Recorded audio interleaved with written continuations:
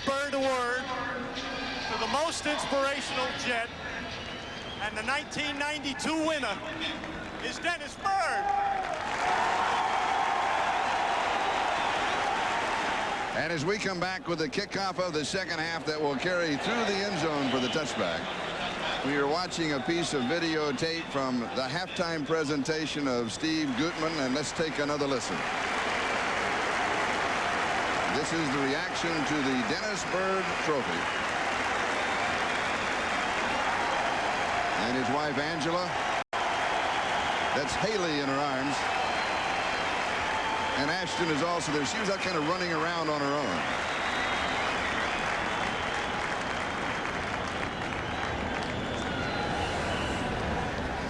And then Dennis addressed the crowd, and we go back to play.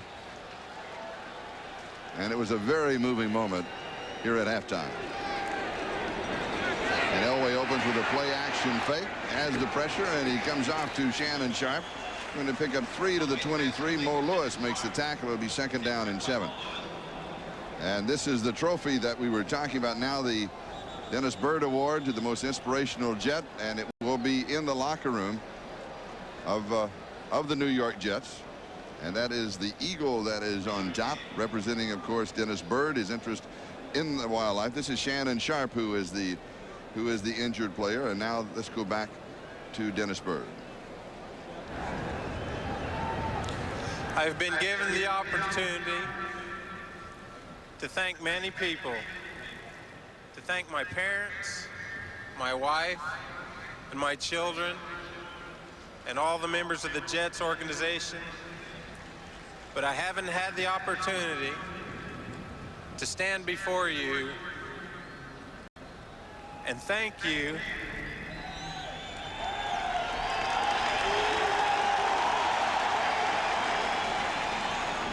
and the opportunity to stand before you. That's what Dennis Bird said. Shannon Sharp comes out, and we will have a report on him. And it's 2nd and 7 as Elway has pressure, and he pulls it back down. There is great strength in that little move that Elway made. He started to throw, and he pulled it back down and still holds on to the football. And a lot of quarterbacks will lose the ball at that point. Well, this time the Jets came with 5 people on the rush. You can see coming from the outside is Mo Lewis on the blitz, and Jeff Zimmerman has to take 2 people, and Bernstein does a poor job of picking up Mo Lewis, number 57, and he ends up with the sack.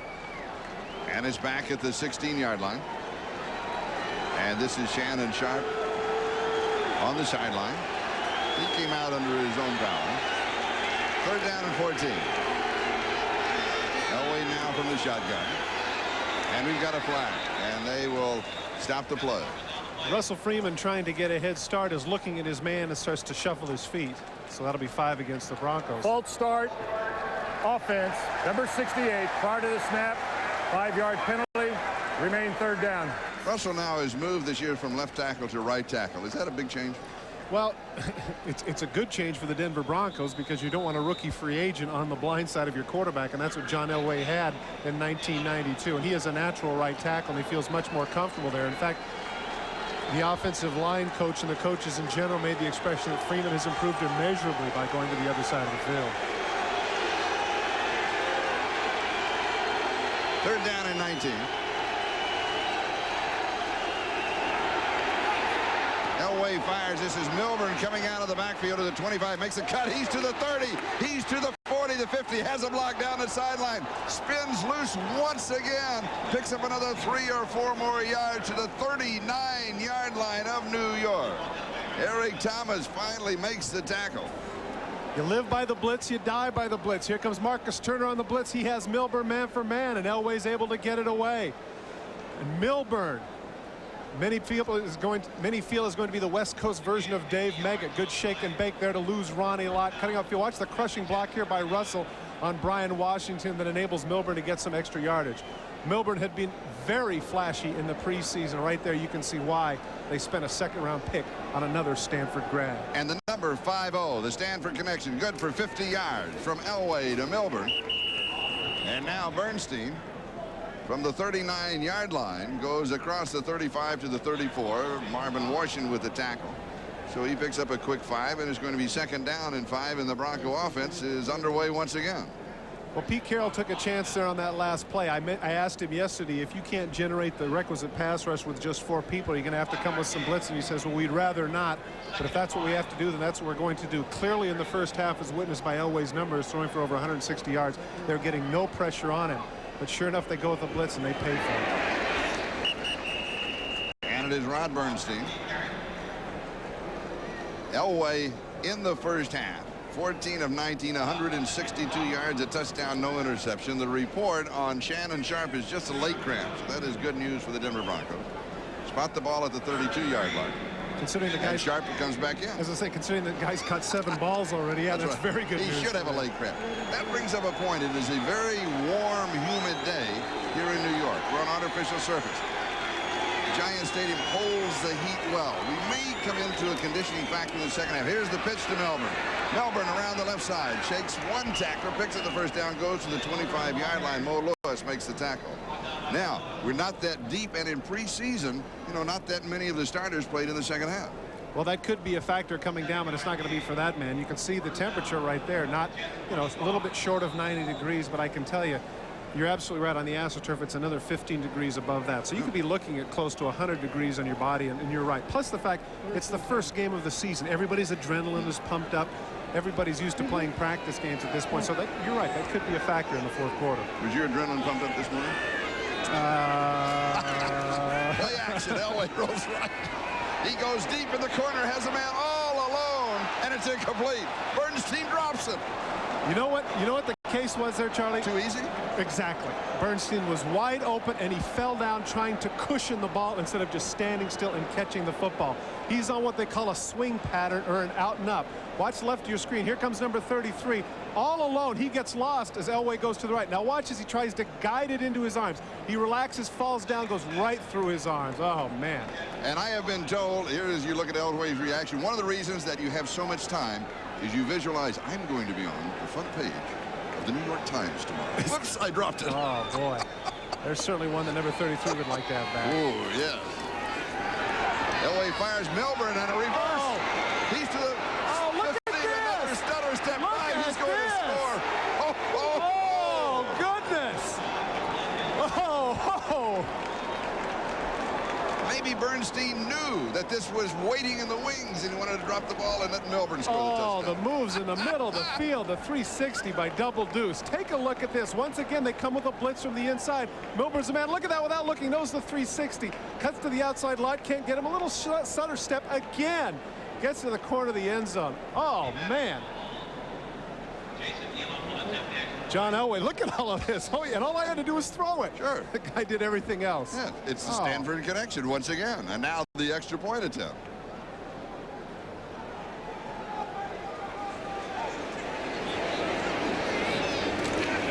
And Elam puts it up and through. And the Denver Broncos break on top 20-6 with 10:41 to go. We're in the third. The NFL on NBC is brought to you by Budweiser, fresh, pure, natural, proud to be your bud. By Lennox, when quality gas heating is a must be a Lennox. By KFC, we are KFC, we do chicken right. And by the great taste of Diet Pepsi, you got the right one, baby, We come back with the Denver Broncos kicking off to the New York Jets. Adrian Morrell and Terrence Mathis are the return men for New York. And here is Morrell from the 10. And he makes an inside-out move at the 19. It's going to be good for a couple more yards. And here's Todd Christensen. Take a look at Glenn Milburn here. Once again, they're going to come with a blitz to the outside. It's just a little bit of a circle route. But what he does afterwards is what's very special. The 360 here, a little funk over here to the side. He reminds me a little bit of when I came into the league, a great pass catcher out of the backfield named Preston Pearson. They used to refer to Preston as having sweet feet. And that's what Glenn Milburn had on that play, some sweet feet. And I like your football terminology. He's going to do a little funk over here on the side and a move here and it's up there. Oh. I was running out of screen. You know what I'm saying? All right, here's Esiason. Boomer has pressure, and the ball is is, are they going to call it a fumble, or are they going to call it a fumble? And the Denver Broncos have recovered it. It was Simon Fletcher who makes the play for Denver. Simon Fletcher is somebody who feels like he has not received his due. 13.5 sacks last year. He thought he should have been in the Pro Bowl, and actually this is pretty good protection. But watch the heads-up move by Fletcher as he comes from the outside. Once he gets open, instead of going for the cream, instead of just wiping him out, he gets the ball. Look at what he did with the left hand. He stripped it. He realizes that even if he knocks down Esiason, he gets a sack, but if he can strip it and get the ball, he feels like he was throwing. And now with 10:25 left to go in the third, the Broncos can put this one away. They're out in front 20-6. Milburn is not in the lineup. Elway just a little shovel pass to Rivers. And he is stopped by Ronnie Lott, and he's going to pick up a quick 10 yards on the play, and Shannon Sharp will come into the offensive set. And Rivers will come out. You know, we keep talking about Jim Fossil, Charlie. It's just amazing what they continue to come up with in terms of these plays. The play calling has just been outstanding. There's a situation, you just get the turnover, you're thinking to yourself, well, they'll probably run off tackle or do something conservative. Goes with a fake boot. Reggie Rivers hasn't handled the ball the entire day, and there he is to get a big play. And here is Bernstein up the middle, and there is nothing there. Absolutely nothing. It was second down about half a yard, and as I said, he got half a yard. I thought they held him, but they didn't. Nonetheless, the creativity on the part of the Bronco offensive brass has just been impressive. You're right. So it's first down and goal to go. They said they were going to use their best asset, and right there, that's number 7. They said that in the past that they were trying too hard to force a running game, you know, to give this guy the chance to scramble, roll out, throw from different positions, get the ball to a lot of different receivers. That's exactly what's happened to them.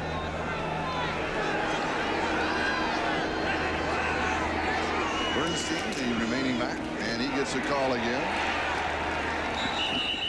There's about the same amount. That was there a moment ago, and that's about a half a yard. Kyle Clifton leads the defense, and Lageman is also there. Jeff Lageman back off of that reconstructive knee surgery. Right when I said that they were being creative, they run into the line, and that's something. Well, now, every once in a while you've got to throw something like that. Yeah, except for now on third down, you have to throw, and everybody in the park knows it too. Only second. Remember they picked up the first down, I miscalled it?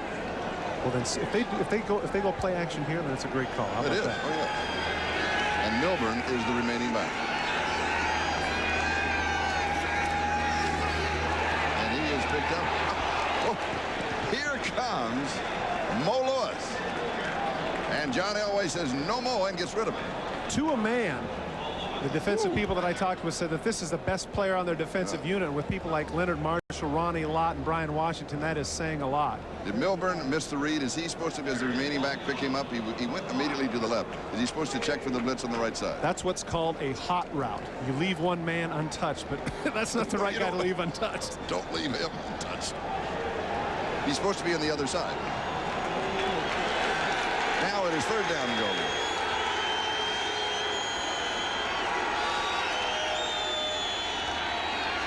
Elway has pressure again, and he's dropped.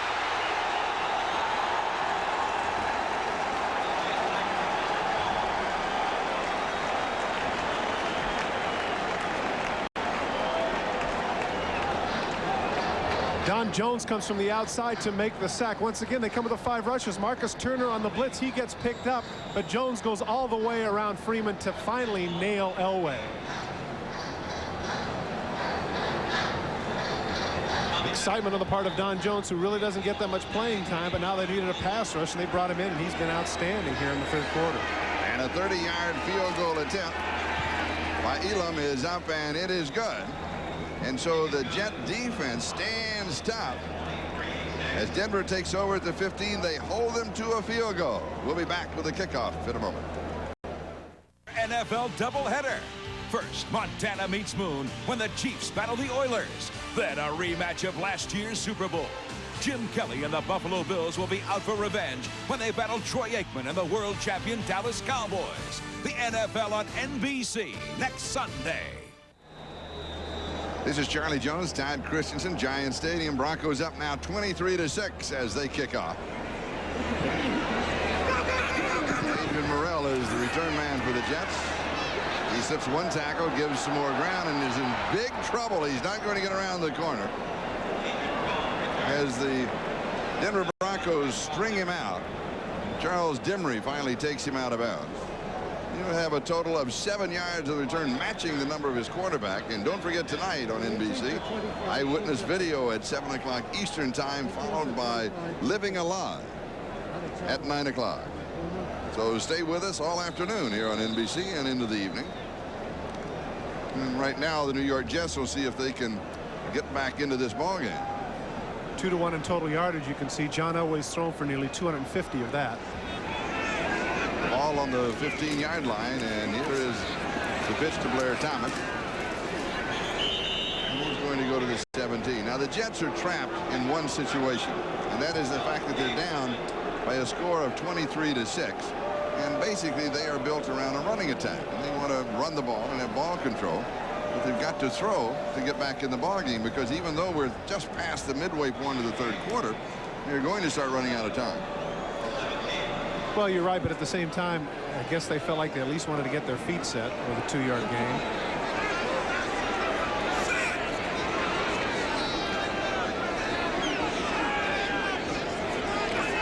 Size in the throw. The blitz is picked up. He goes deep, has a man, and an outstanding reception. And that is Rob Moore. And we've been waiting to hear from him. Tyrone Braxton makes the play, as Rob Moore has to become one of the key receivers for the Jets this year. This is why pro scouts gauge the vertical jump in pro football and pro basketball. Look at how high he goes to get that ball. Gets both feet down in bounds. Tremendous catch by the local man from Hempstead, Rob Moore.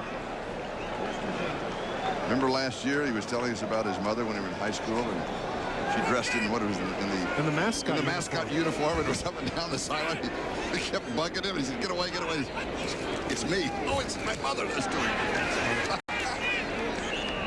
And here is Johnny Johnson, the ball carrier. Garnett Williams making the tackle. And he's going to pick up 5 yards to the 40. It'll be second down and 5. Haven't called his name since early in the first half. You can see that inspiration on his wristband that he wears.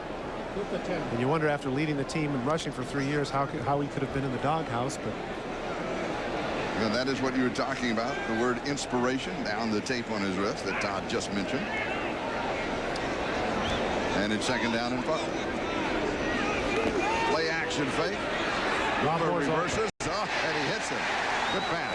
And you know what? That's a good sense of presence right there, too. He knew he was going to get hit, and he ducked right underneath. Now they're saying he didn't have the ball. You're saying he juggled it. He did not have possession when he came down. Let's take another look at that, and we will help the officials. But across the field, here's 85. See where the ball is. Okay, right there. He's juggling a little bit, but he comes up. Where's the ball? There it is on the ground. Good call by the official. Good call by the official. So what was Rob Moore arguing about? Ball's left right there on the ground. So it'll be 3rd and 5. The ball back at the 40-yard line. Heads up on the part of Charles Dimry and Kroll to not just let it go.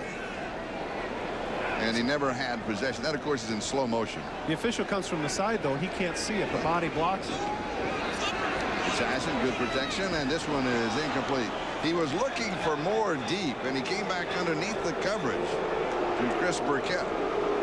And it'll be 4th down and 5. And so Boomer is receiving a round of boos right now. He is 6 of 13 for only 139 yards. You mean they're not saying Boomer? No, I think just the first half. Okay. I think the number is now hyphenated. Just checking. As Louis Aguiar will be kicking, and Glenn Milburn, Mr. Excitement, the return man for the Denver Broncos. He makes it interesting, doesn't he?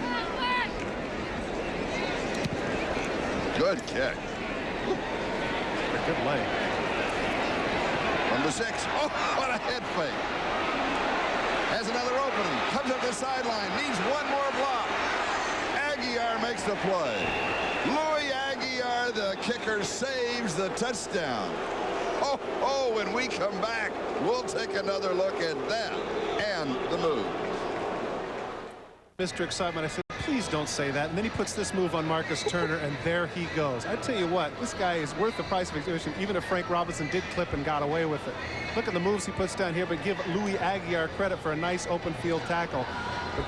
But And we have him isolated. Clearly, the Denver Broncos have something at number 22, Glenn Milburn. I mentioned earlier in the broadcast the comparisons to Dave Meggett. Maybe by the end of the season, they'll be comparing Dave Meggett to this guy. You notice Aguiar took him high, and there's a reason. Milburn's only 5'8". You can't take him low. But he's indicative of the new breed of running back. You look throughout the league, Charlie, at Emmitt Smith, Thurman Thomas, Barry Sanders. They're all under 5'10". That great center of gravity. They're tough to catch. Denver now with a first down at their own 43-yard line. 40 yards on that return by Glenn Milburn.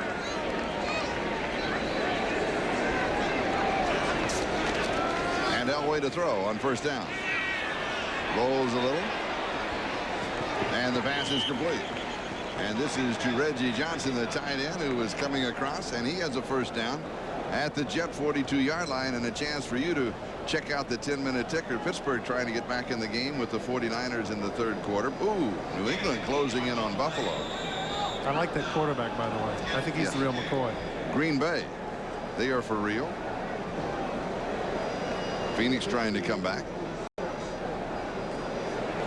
Miami and the Colts now tied. What about the Colts? And Atlanta having all kinds of problem with Detroit. Cincinnati and Cleveland are close. And here it is, Denver 23 and the New York Jets 6 as Rod Bernstein gets the call. And Marvin Washington makes the tackle.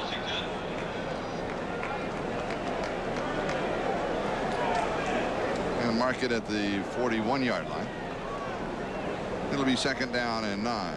Just under 4.5 minutes left to go in the third, and the Denver Broncos are out in front of the New York Jets by a score of 23-6. Bernstein now 13 carries and 39 yards. I didn't think he would carry the ball that much. Thought he might receive that much. Well, no, but they have to. I mean, they have to establish some semblance of a running game. Although the way Elway's throwing the ball today, I think he might not have it. Elway rolls. He's being chased from behind. He throws trying to hit Bernstein. Knows that he has pressure. Feels it from behind. Knows that Bernstein is covered, and so he leads him by 5 yards, and it's incomplete. And it was Bobby Houston who was chasing him. Coming from the outside, there's nobody to take him. What they had there is that Houston comes from the outside, and then Lageman goes back in coverage to take his place, and Zimmerman's stuck at the line of scrimmage. Very creative on the part of the defensive people of the Jets. Just a little bit short there. Bobby Houston normally over the tight end, having him in coverage and supporting the run, but we've seen him in the backfield a lot more today on blitzes, and in some cases fairly effective. Third down and 9, and Milburn is in along with Elway in the shotgun. And we have, I think, 2 Jets just let it in the backfield of the Denver Broncos. I'm not sure if they were drawn off or not. We'll find out together. Well, again, Elway has always been very good at this. That bark, that slight movement of the head.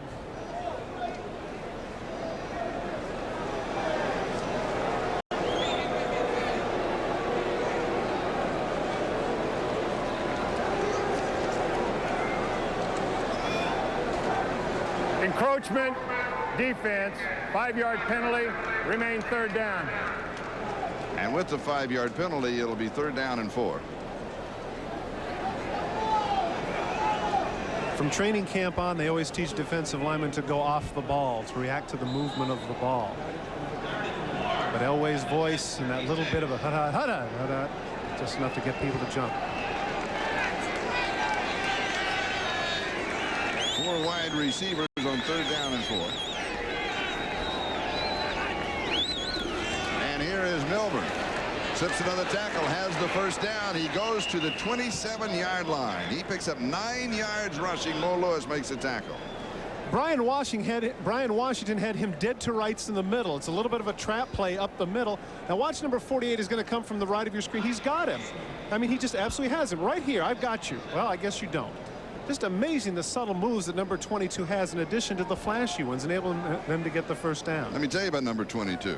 With that rush, he now has 31 yards rushing, 75 yards receiving, 35 yards returning. That's a total of 141 yards for this young man, Glenn Milburn. Well, you remember the stat, I think it was about 6 years ago, Tim Brown, when he was on his Heisman run, They invented that statistic for him, total yardage, and now Milburn's taking advantage of it. A big day for the youngster from Stanford. It is a very warm afternoon, and the Denver Broncos want a break. They take a timeout. They have the lead. We'll be back. U.S. Army. Perennial cellar dweller San Diego is now picked as a possible Super Bowl contender thanks to the passing partnership of Stan Humphries and Anthony Miller. Last year, Humphries threw for nearly 3,400 yards, while Miller caught 72 passes, providing the air attack that made the AFC Western champion Chargers the best they can be.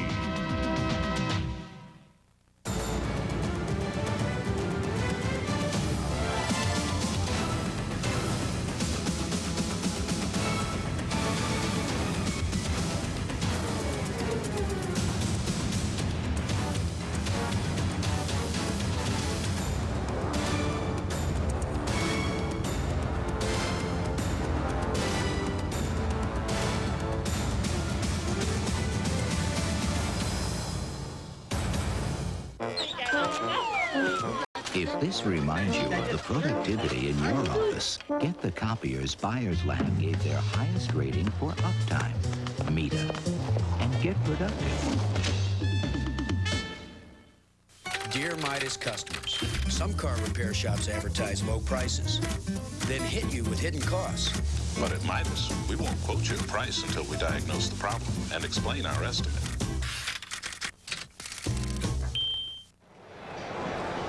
Couple of quarterbacks that aren't terribly happy at this point. Last year started Browning Nagel, number 8, and Boomer Esiason, number 7, watching the other number 7 operate. And he is having some kind of day.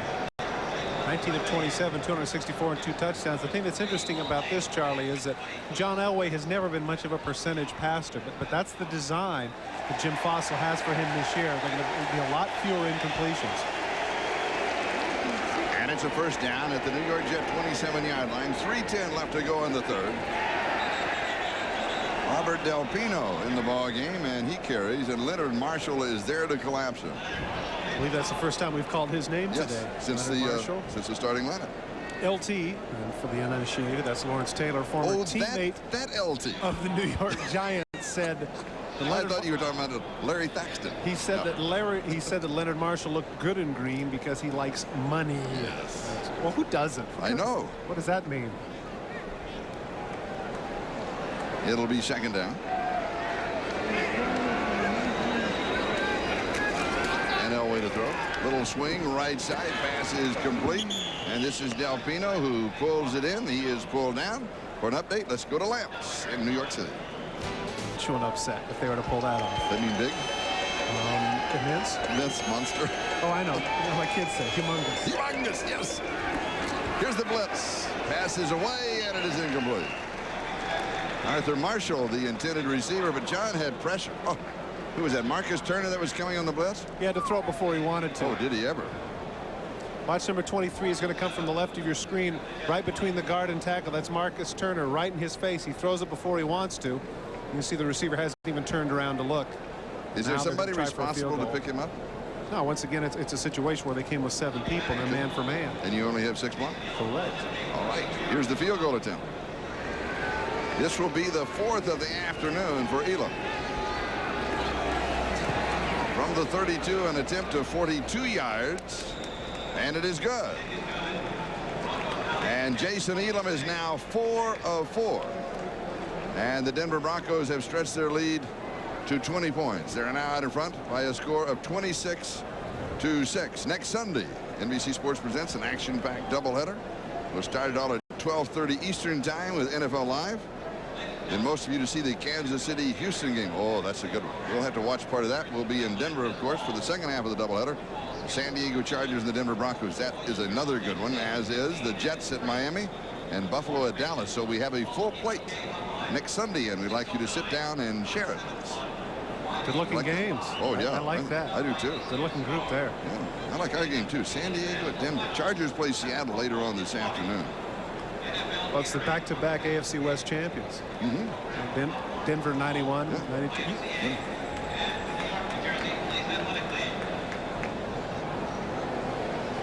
Now we have I was going to mention to you the thing with Jason Elam. You know, 3rd-round pick. That's extremely high for a kicker, but he certainly justified that today. 4 for 4. Yes. Unseating David Treadwell, who had been with the Broncos a couple of years. And this kickoff is high and a little bit short, and Morrell will move under it and take it to the 10. He's out to the 20. And a pretty nice return to the 27-yard line. The Jets are down 26-6. They really need to get something going. There was a flag on the play. 16 yards on the return. And Anthony Lynn makes the tackle for Denver.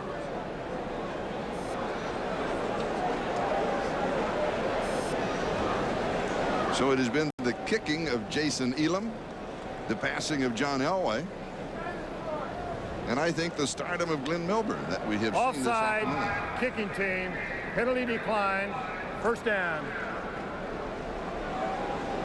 Are you surprised by that a little bit, by refusing that? I guess they want to keep all the time they want. I just figured that after, you remember earlier in the game, Morrell had a pretty good run back. They didn't want to take a chance at a big play. But well, this is not that bad field position. I think if they were inside the 20, they might do it. No, but they're going to start where? 28-yard line, 27-yard line? You contrast those numbers with Elway, but remember, Esiason hasn't had as many opportunities as Elway has. And Boomer to throw. Far side pass is complete. He goes to Rob Moore. Once that he found Moore, he has been feasting on him. Kansas City out in front of Tampa Bay. Joe Montana, of course. San Francisco by 7 over Pittsburgh. That's in the 3rd. That's 3 touchdown passes for Montana. That New England Buffalo score that Lamps was talking about from the update a moment ago. Green Bay large over the Rams. For those that might be watching this game wondering when are they going to go to the attack mode, because Boomer Esiason, of course, was famous for the quick huddle offense in the late 80s, particularly in '88 when he was the league MVP. Nice touch. And again, it's Rob Moore. Bruce Kozlett told us then that he said that Boomer's ready to run the offense, but the other people aren't quite there yet. And so the attack offense that people might be waiting for with Boomer Esiason more than likely is not going to transpire today. And that is a 1st down at the Bronco 49-yard line.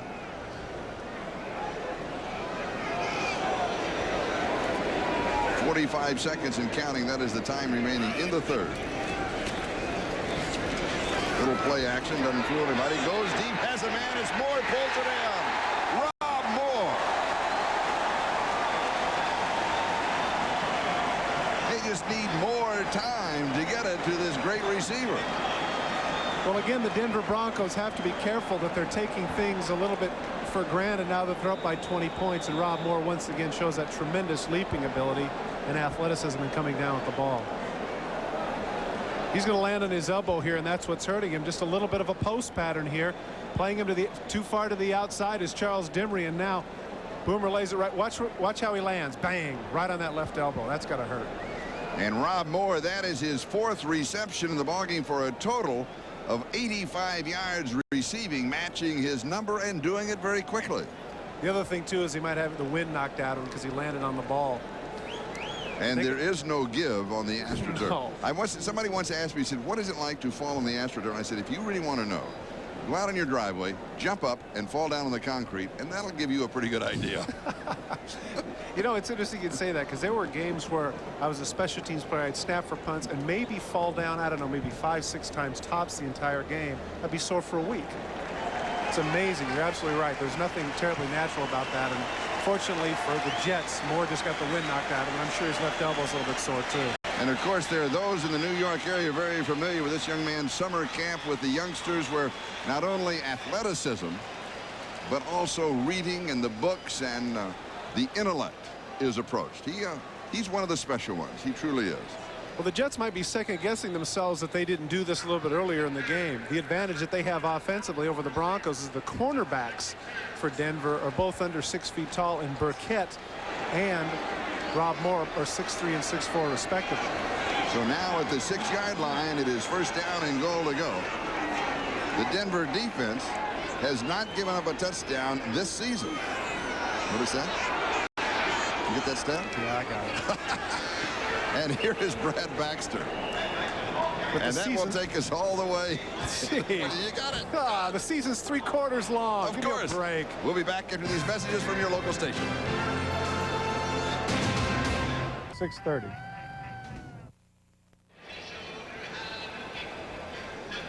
23 touchdowns scored in 1992. That's second to last in the NFL. And as Charlie was kind enough to point out, they're 0 for 1993, but they're knocking on the door at the 4-yard line.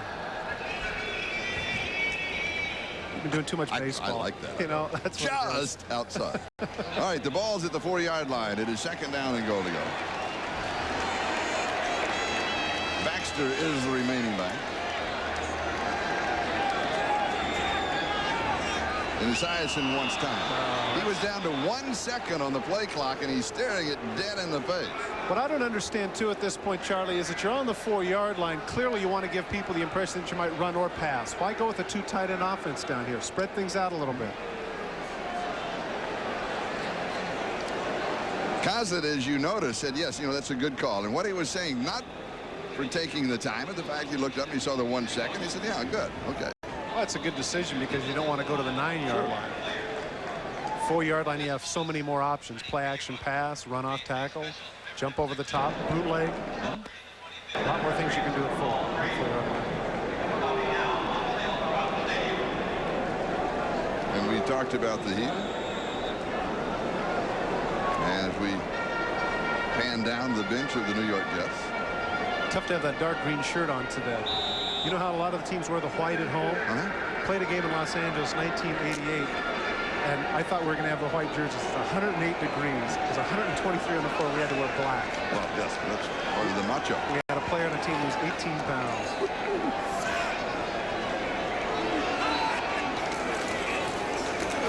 Here is the pitch, and off of the right side is Brad Baxter.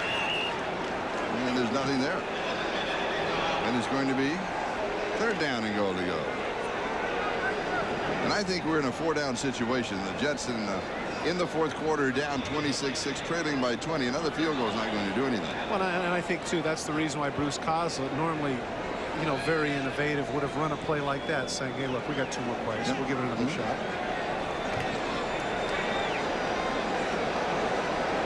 Baxter again, the remaining back.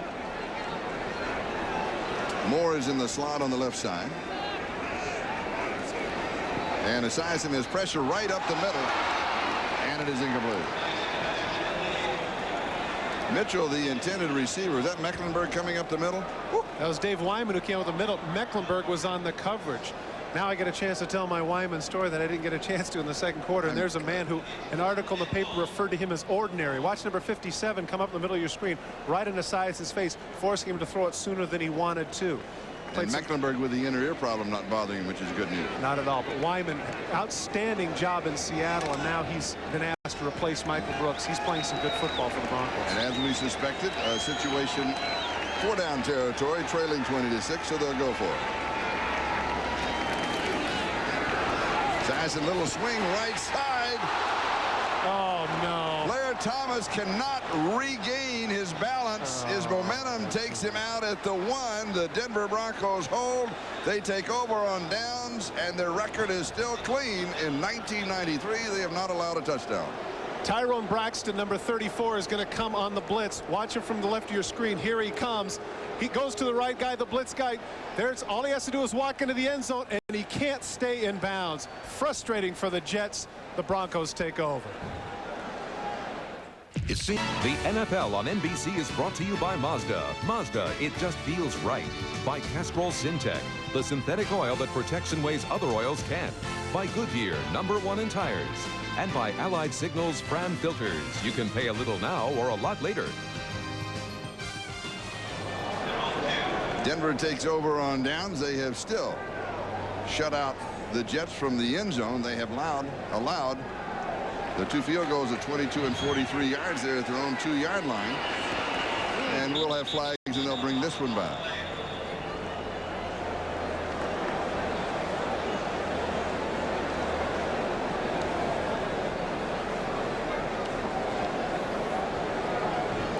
And here's the call. Encroachment, defense, number 97, 5-yard penalty, still first down. A lot of this is field presence. Braxton comes on the blitz. Esiason's going to see it and go out here to the blitz pickup, which is 32. Now the problem here is Blair Thomas doesn't know the width of the field. He's just a little bit too far out, running with too much speed and too much right there. His momentum takes him out of bounds and he can't get it in the end zone. You saw his reaction on the sidelines, how frustrated he was. And it is first down and 5, and Rod Bernstein gets the call, and he'll go out to the 11-yard line, so it'll be second down and short. Now John Elway in the ball game has completed 20 of 29 passes, 270 yards. Now 20 passes, 11 have gone to tight ends, 8 have gone to running backs, so that's 19. That leaves one to a wide receiver, and that was a 3-yard pass to Cedric Tillman for the touchdown. But it's been a tight end running back offense, and that is what you expect. 11 to the tight end? 11 to the tight ends. Well, you would love this. I'm out of the booth, man. You'd love this. I'm coming back. Todd is going into Denver early and working out with the ball club. There is absolutely nothing there for Bernstein. The defensive charge of the Jets led by Leonard Marshall, formerly of the Giants. Now in the green color that you were talking about. Well, you know what, Charlie, that underscores the inexperience of the wide receivers for the Broncos, and that's another point. That's all well and good to talk about have those other people, but take a look at the totals there. Those are the three. Those are the career totals. Career totals there at the bottom. 71 catches for 3 touchdowns, and that's why John Elway right now just doesn't quite have the confidence in those 3 guys. But then again, if these other guys continue to make the catches, maybe that's not that big a deal. Career totals, that's a good year for a wide receiver. Exactly. Well, when you figure Sterling Sharp caught 108 last year. It would be a down year for Sharp. Well, here's Milburn. And he misses he spins away from another. This will be close.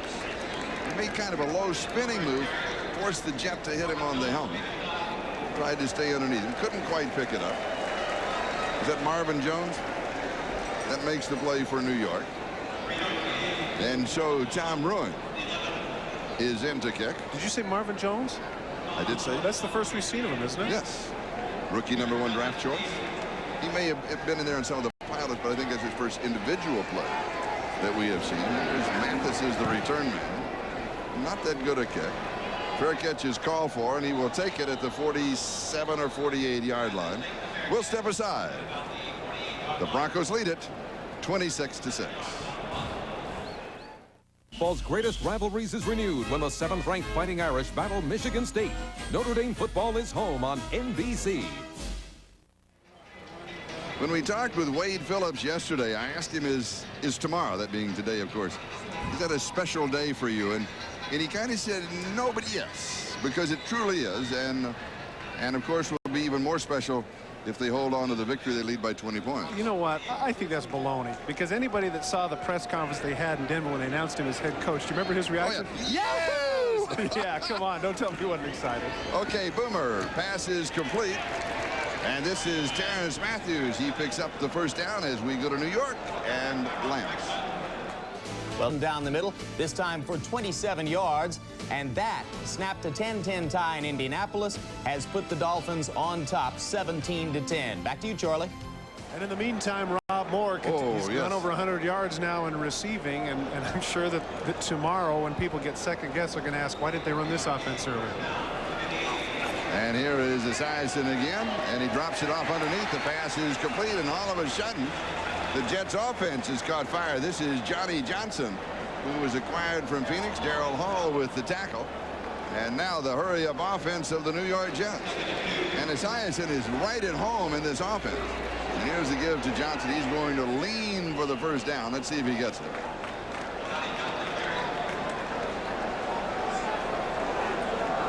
One of the reasons why, and again, everybody else is going to second guess this, but one of the reasons why I like this particular offense is because one of the strengths of the Jets are in their wide receivers. They've got those 2 big guys in Burkett and Moore. They've got a quick guy in Terrence Mathis. They've got a good quality group. Oh, what a head grab. Whoa! Johnny Mitchell. Woo! Catch of the day.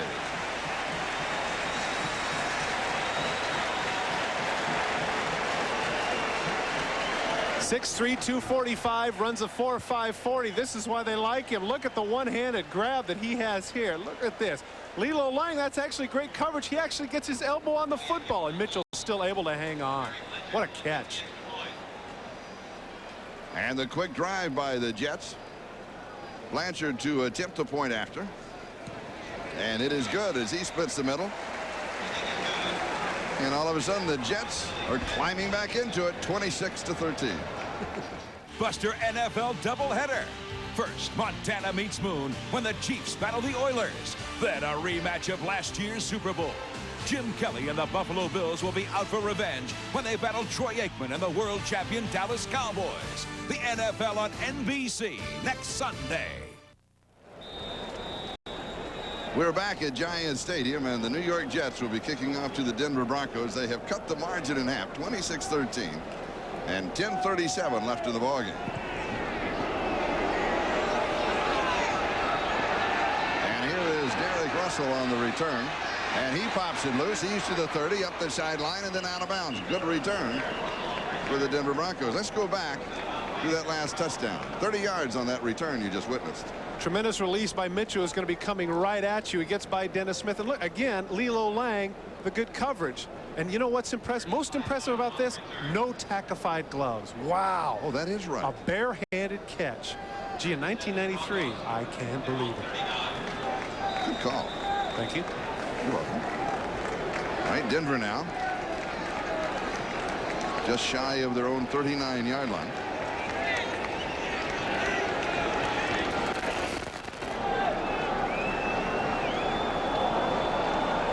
We have a flag as one of the Jets was in the neutral zone. The pass is incomplete. Tillman, the intended receiver. He, by the way, caught the touchdown pass. The one catch, as you pointed out, by wide receivers. Now, are we going to see a situation with Denver here where they're going to go back to the short passes, which are like long handoffs? So basically, offside defense, number 56, 5-yard penalty. Still first down. To quote a control. Let me see if I can answer that. Okay. To quote Wade's father. Oops, wait a minute. Miami, Indianapolis, 17-17. Okay. Go ahead. But I was about to say, to quote Wade's father, Bum, yes. You dance with who brung you. And so if this is the offense that you've been working on throughout training camp, you don't all of a sudden say, okay, we're a smash mouth team here in the fourth quarter, and we're going to take some time off the clock. I think you're right. We're going to see some short passes and see if they can move it up the field. And this is certainly what we're seeing. This is Bernstein on the sweep to the near side. There's absolutely nothing there. Yeah, it's 1st and 5. That's okay. Yeah, but I'm saying as a general rule, you're not going to see 3 runs and punt because that's not what they've been doing. No, but you can take with that play almost 40 seconds off of the clock. And here's the other thing with regards to the short passing game. At this point, they're up by 2 touchdowns. He wants to see, Jim Fossil wants to learn something here, not only about the confidence of Elway, but the other people to say, look, we have confidence in this, not just when we're at a certain point in the game. We feel like we can continue to do this and take time off the clock throwing the ball a la Houston, who's been doing it so well for the last 3-4 years. Bernstein, 16 carries. He's rushed for 42 yards. It is 2nd down. And here he is again. And he loses the ball. It comes out into the hands of James Hasty. The Jets have it on the turnover. The ball is knocked away. I believe they're going to rule the ball dead as one of the Broncos, as Russell Freeman, came up with that fumble. But the play had already been blown dead after the turnover at the 39-yard line. And the Jets down by 13. All of a sudden have all the time in the world, 9.5 minutes. In a way, you can't. You can see him throwing his helmet. You can't fault Rod Bernstein. He's trying to get that extra yard. Little spin move here. Way to avoid the people, and Ronnie Lott's able to strip the ball out and Hasty to get the recovery. And you're absolutely right, Charlie. 2 touchdowns away with 9.5 minutes left. That's plenty of time. Yes. Esiason underneath the coverage. The pass is complete to Johnson. And Johnny Johnson will pick up 9 on the play. Darrell Hall, and here come the Jets. Now, New York is doing a smart thing here. You just said they had plenty of time. They could have come back and said, okay, we got plenty of time. Let's huddle up. No. You want to keep the defense on its heels. Continue to go with the 2-minute offense. This is smart on the part of the Jets. Johnny Johnson drops it. So they'll bring it back. It'll be 3rd down and 1. And also what it does, in that it keeps the same defense on the field. It does not allow the Broncos to make any substitution. Now they take more time. And so if Denver wants to substitute, they can. Well, Charlie Waters told us yesterday that they were ready for this, but they certainly didn't look that way in that last series. No, not on that last series. All right, Rob Moore goes wide to the far side. Mathis goes wide to the near side.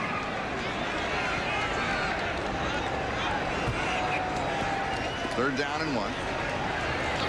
Here's the first down. Pass is complete to Mathis. Passes through the 35, and he is down at the 34-yard line of Denver. Dennis Smith with the tackle, and a lot of time remaining. Now the hurry-up offense. Mecklenburg comes out of the defense. And Esiason stands in, throws underneath the coverage again to Johnson, and he's going to pick up the first down. Dimry and Hall on the tackle. And this offense so effective for the Jets, I would imagine that in the future you'll see it a lot earlier in the ballgame. They seem to have more confidence in this offense. This is what's called their sugar huddle, and that man right there, the pressure is really on him because now the Broncos have been playing outstanding defense up until these last 2 drives, and they're going to have to make some adjustments. They have 5 seconds on the clock. Esiason throws, pass is complete. And it is Rob Moore underneath who caught it. And Esiason said, let's keep going. They'll spot the ball.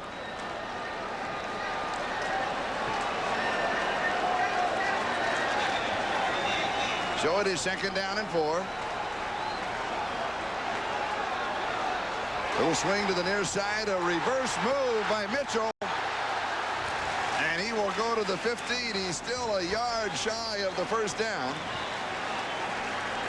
Under 7.5 to go. Now finally the Denver Broncos make some substitutions on 3rd down. They come in with some people in the interior.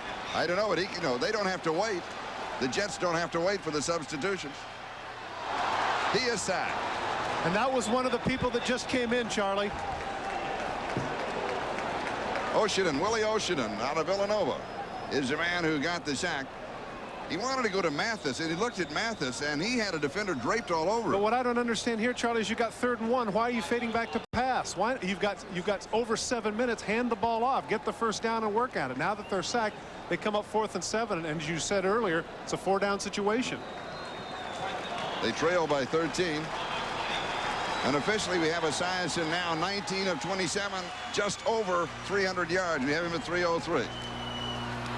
Now he has time, and he throws deep, has a man, and it is tipped incomplete. Good coverage by Frank Robinson. Burkett, the intended receiver, and once again, the Denver Broncos hold and turn back the New York Jets. But the Jets had, this should not have happened. No, it shouldn't have happened. 3rd and 1. That's where Bruce Kozlow's going to get second guess there. Is on not so much this play. They actually have great protection here. They just have good coverage in the secondary. The contact at the end is incidental. He's going after the ball right there. Burkett's feet get tied up. No big deal there. Burkett's begging for it, but he's not going to get it. Where that man is going to get second guess is on 3rd and 1. Hand the ball off, let him fall down. You have more than 7 minutes left. Plenty of time to get things going. Now the issue here is whether or not Denver can run some time off the clock. 6 minutes and 40 seconds left. Denver leading by 13. And here is Bernstein. He is going to be dropped for a loss. He's going to lose about 4. Again, what we mentioned earlier, Charlie, this isn't what they do best. That's right. This is not what they do best. Washington and Clifton making the play. And we have a timeout. As the New York Jets take their 2nd timeout, they have 1 timeout remaining. We have 6 minutes and 27 seconds left in the ball game. And the score is Denver 26 and the Jets 13.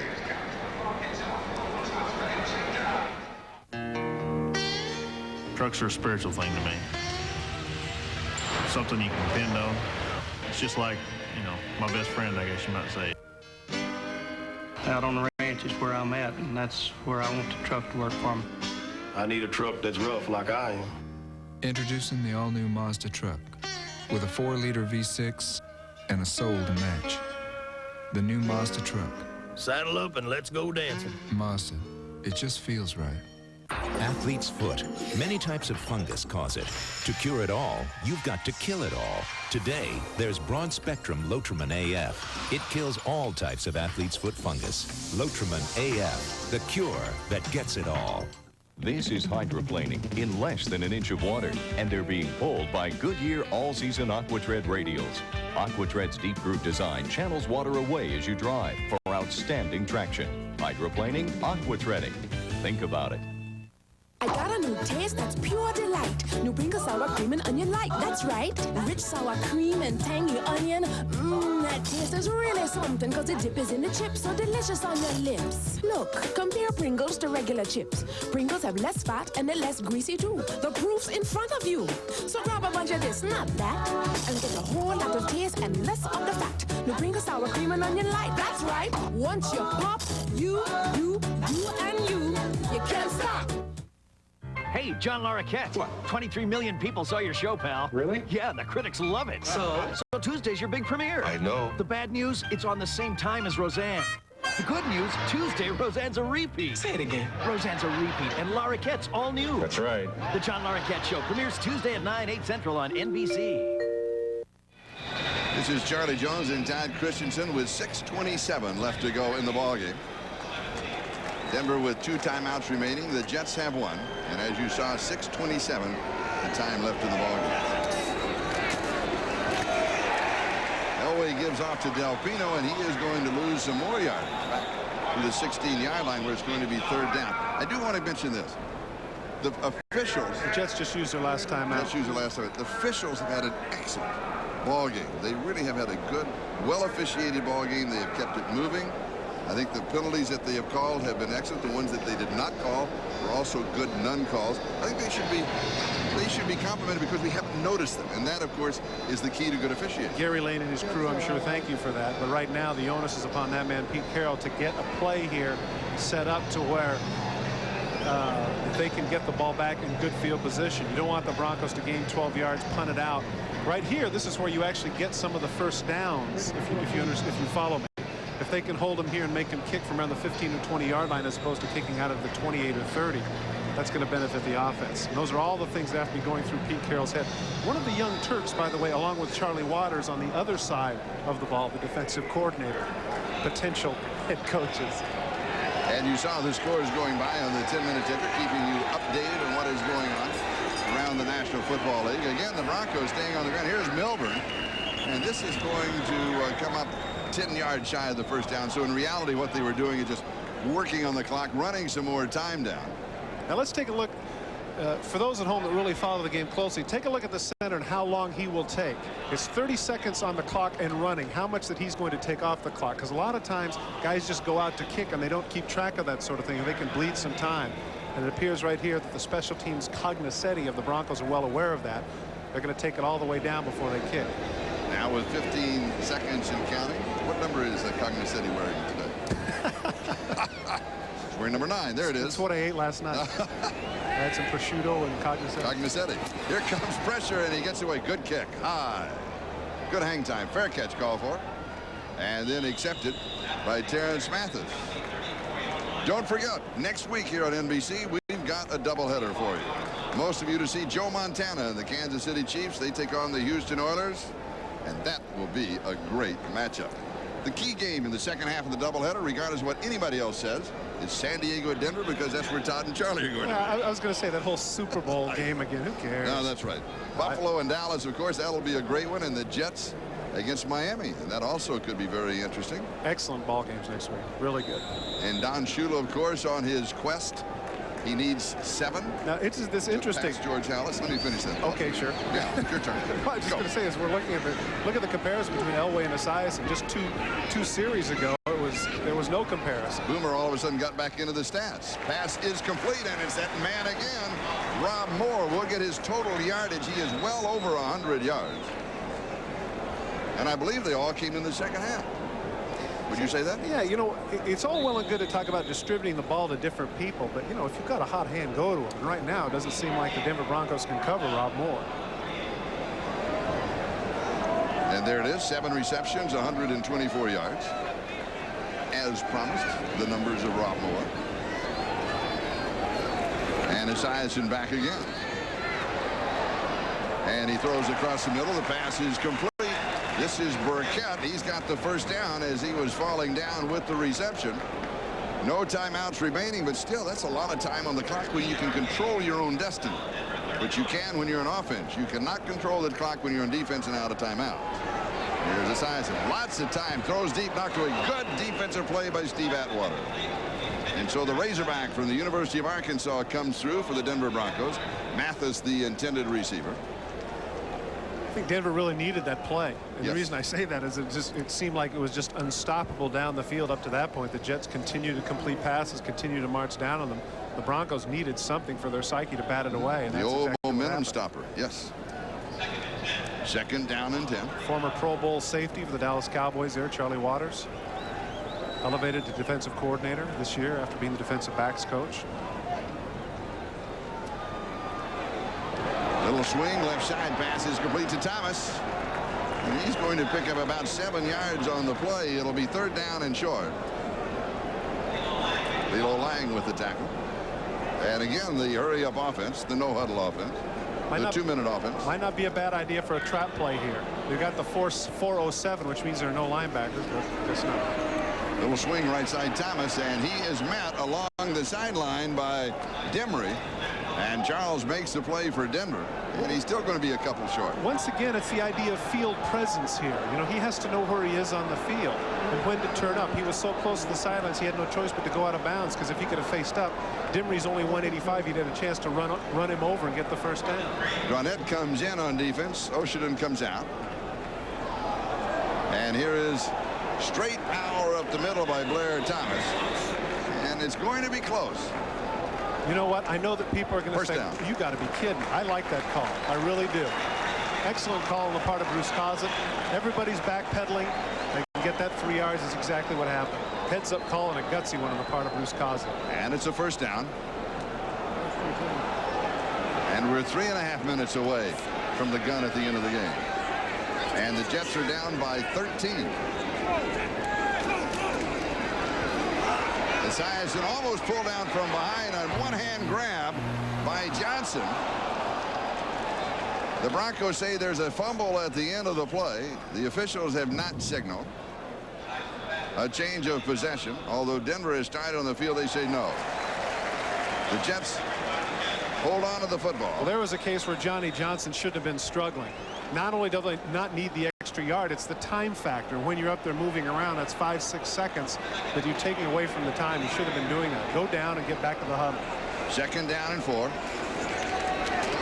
Esiason again, pressure from the backside, and again he goes to Moore, who slips a tackle, slices between 2 defenders, picks up 2 more, picks up the first down. Clock moving, 2:49 and counting. No timeouts for the Jets. What a great game Rob Moore is having. It would certainly help New York's cause to score before the 2-minute warning. Little swing, flag is down. That'll stop the clock. This is Johnson. Normally, that is going to be holding or an illegal block against the offense, and that's going to be the call. Costly penalty. Costly penalty. Rob Moore, by the way, 8 receptions, 134 yards. Legal use of the hands. Hands to the face. Number 67 offense. 5-yard penalty. Repeat first down. That's Dwayne White, the road grader. Remember a couple of years ago they actually had him in the backfield. The road grader? Yeah, take a look at the size of this man as he's walking off the field. Take a look at that backside. You know that song Baby Got Back? Times 2. Road look grader. at that. There's a lot of road going off there. All of Moore's receptions in the second half. All right, with the penalty, the ball goes back. 24-yard line, and it's 1st and 20.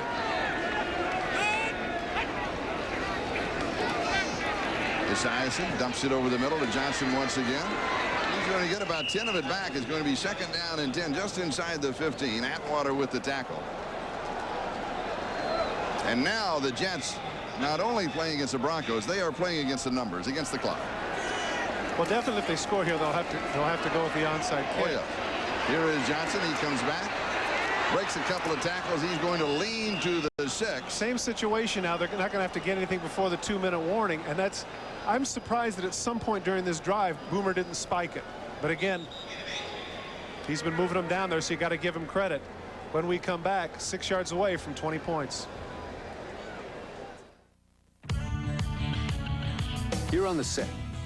When the lights come up and the camera starts to roll, there's no place to hide.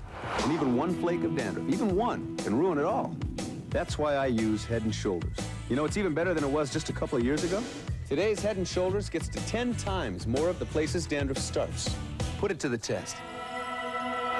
Prove it to yourself. Head & Shoulders and Head & Shoulders 2-in-1. Because great hair can't have flakes.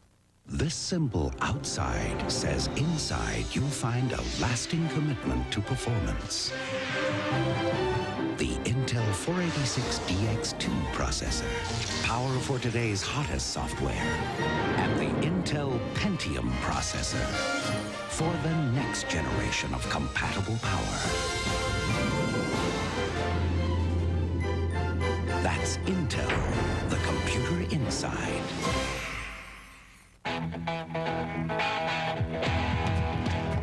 Americans have always had a love affair with their cars. Do you love? Who do you love?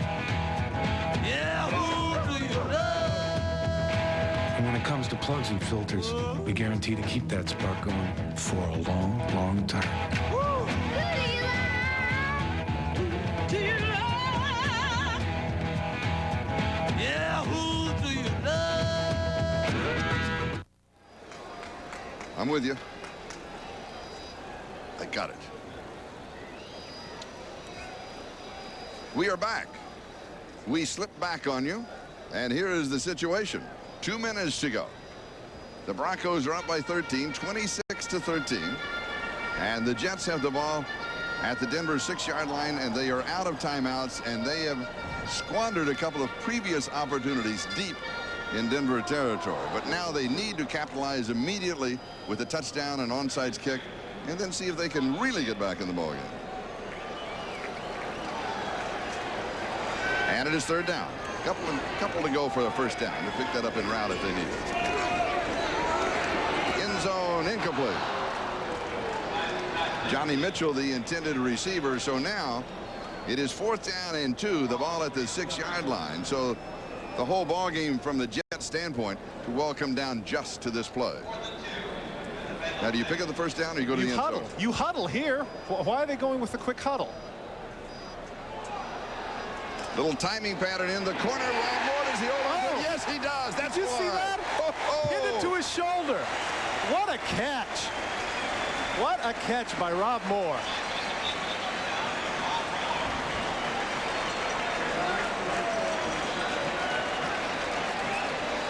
It's the fade route to the right. He's going to Rob Moore. He's going to the taller person. Now watch when he jumps up and catches it.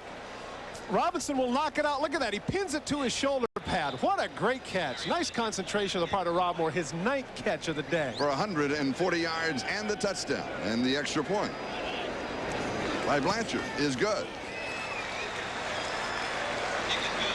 And suddenly the Broncos lead 26-20. Hi, this has to be in LA tomorrow. No problem, sir.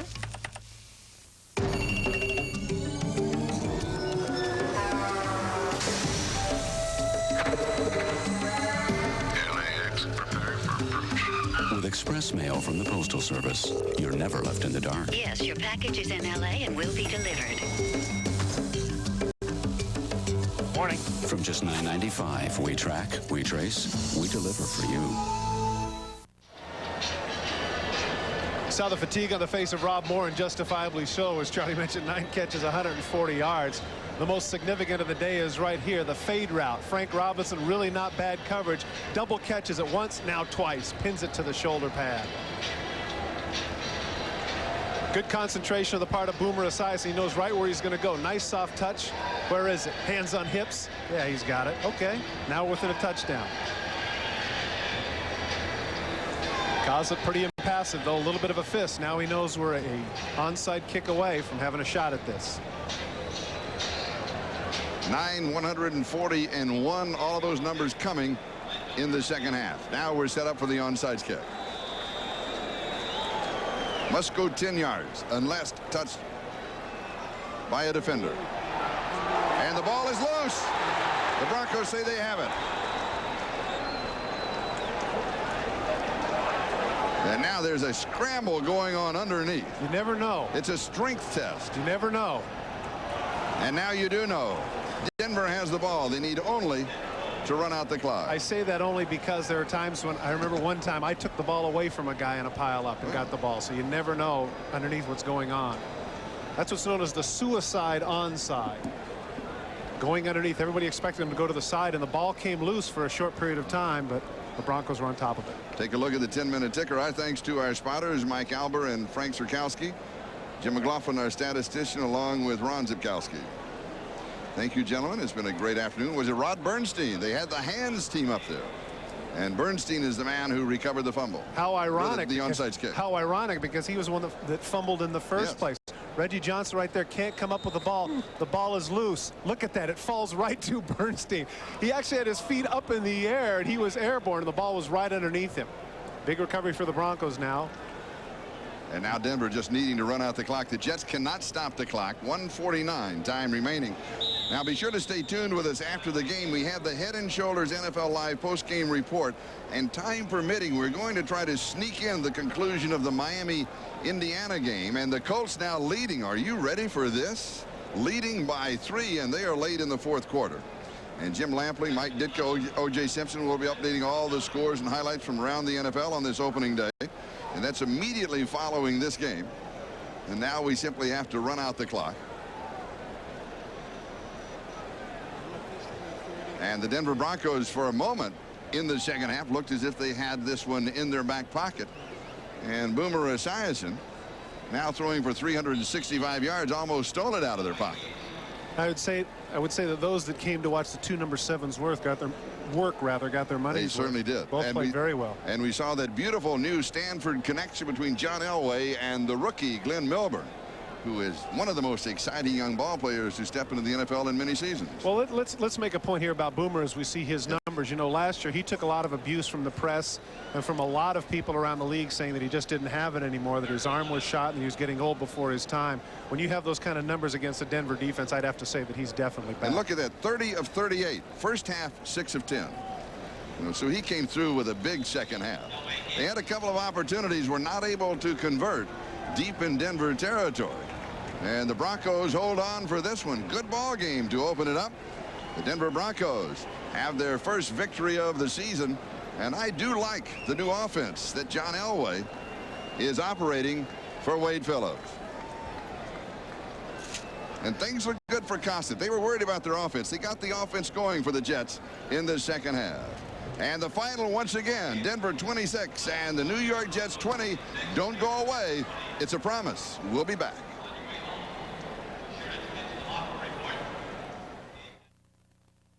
If you demand more from an aftershave than that same old alcohol burn, you gotta try a brand new aftershave. New Sensitive from Old Spice. It's alcohol-free because alcohol burns.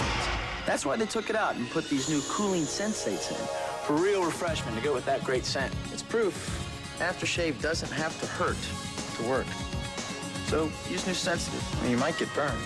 Take the heat out of aftershave. Demand proof. Try new alcohol-free Sensitive from Old Spice. Want a taste you can't resist? There's no bag chip you can pop like this. Chips and bags got busted pieces. Brings you down with all their greases. The Pringles can't stop. The Pringles can't stop. You got the stack, you got the bunch. For a whole lot of taste of the Pringles crunch. You got the duck-bill lizard too. Only Pringles rings taste like this to you. The Pringles can't stop. The Pringles can't stop. So can those bags of fresh whole chips. Nothing like Pringles crush your lips. Yeah, once you pop, you can't stop. So once again, the final score, the Denver Broncos 26 and the New York Jets 20. Be sure to join us next Sunday for an NFL doubleheader beginning at 12:30 Eastern Time with NFL Live. In Game 1, most of you to see Joe Montana and the Kansas City Chiefs take on the Houston Oilers. In Game 2, most of you will see the Jets collide with the Miami Dolphins, while some of you to see the Chargers and the Broncos. We'll be there. Others will see a rematch of last year's Super Bowl as the Buffalo Bills travel to Dallas to take on the world champion Cowboys. So check your local listings for the game in your area. Now stay tuned for the Head and Shoulders NFL Live post-game report. Jim Lampley, Mike Ditka, and O.J. Simpson of all the scores and highlights from this first weekend of the NFL season. For Todd Christensen, I'm Charlie Jones. So long from the Meadowlands. You have been watching NBC Sports coverage of the the National Football League.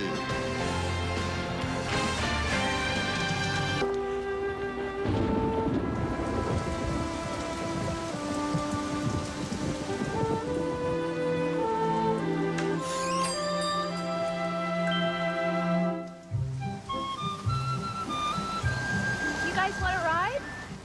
Is this thing yours? Yep. For another 55 minutes it is.